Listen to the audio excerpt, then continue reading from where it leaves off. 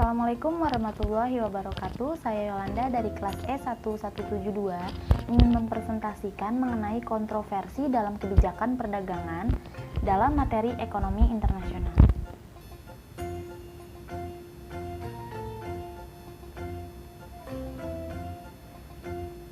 Dalam PowerPoint ini ada dua yang akan saya bahas, yaitu argumentasi yang canggih untuk kebijakan perdagangan aktivis dan globalisasi dan tenaga kerja upah rendah.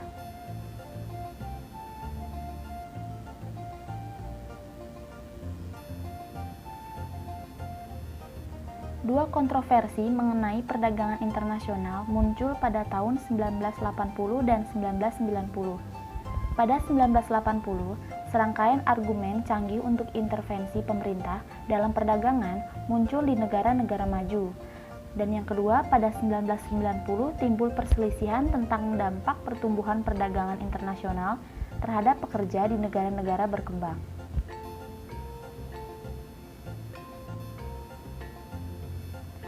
Argumen canggih untuk kebijakan perdagangan aktivis.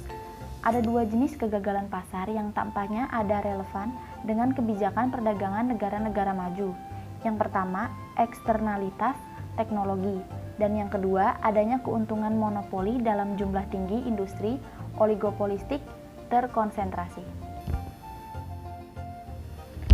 Teknologi dan eksternalitas. Eksternalitas, perusahaan dalam suatu industri menghasilkan pengetahuan bahwa perusahaan lain juga dapat menggunakan tanpa membayar untuk itu. Dalam industri teknologi tinggi, perusahaan menghadapi masalah kelayakan.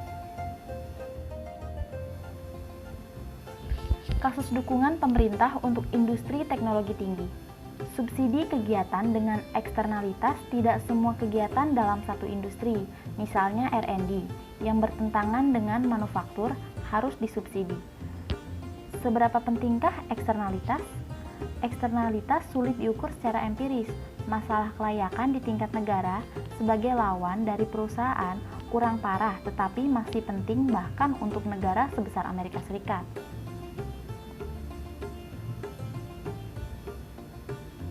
Persaingan tidak sempurna dan kebijakan perdagangan strategis. Beberapa industri di mana hanya ada beberapa perusahaan di Indonesia, persaingan yang efektif. Yang pertama, asumsi persaingan sempurna tidak akan berlaku. Yang kedua, perusahaan akan membuat pengembalian berlebih. Yang ketiga, akan ada kompetisi internasional atas kelebihan pengembalian. Dan yang keempat, subsidi dari pemerintah ke perusahaan domestik dapat mengalihkan kelebihan pengembalian dari perusahaan asing ke perusahaan domestik.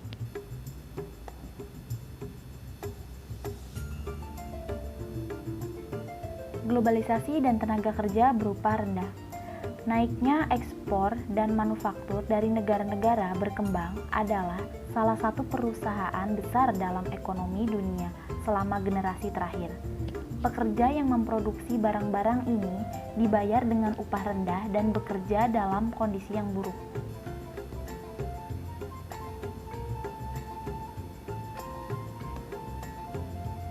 Di sini ada beberapa gerakan anti-globalisasi. Dalam tahun 1980-an, diduga ancaman persaingan dari Jepang di Amerika Serikat. Pada tahun 1990, kekhawatiran substansial di Amerika Serikat dan Eropa tentang dampak impor dari negara-negara berpenghasilan rendah terhadap upah pekerja yang kurang terampil di dalam negeri. Dan paruh kedua tahun 1990, dugaan kerugian yang dilakukan perdagangan dunia dihadapi para pekerja di negara berkembang. Di tahun 1999, demonstrasi mengganggu pertemuan perdagangan dunia organisasi di Seattle.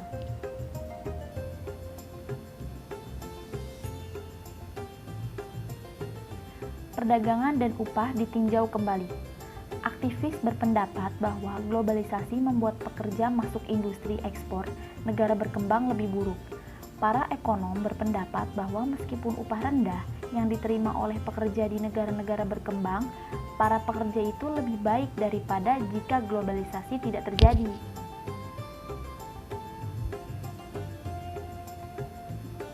Di sini ada standar perburuhan dan negosiasi perdagangan. dalam perjanjian perdagangan internasional dapat meningkatkan upah dan kondisi kerja di negara-negara miskin dengan memasukkan yang pertama, perbaikan lingkungan, dan yang kedua, potensi industri ekspor di negara-negara miskin tutup turun. Yang kedua, globalisasi telah menyebabkan homogenisasi budaya di seluruh dunia. Contoh, McDonald's sekarang ditemukan hampir di mana-mana.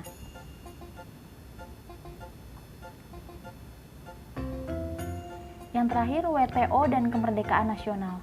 Perdagangan bebas dan aliran modal bebas telah merusak kedaulatan nasional. WTO memantau tidak hanya instrumen tradisional kebijakan perdagangan, tetapi juga kebijakan domestik yang merupakan kebijakan perdagangan de facto.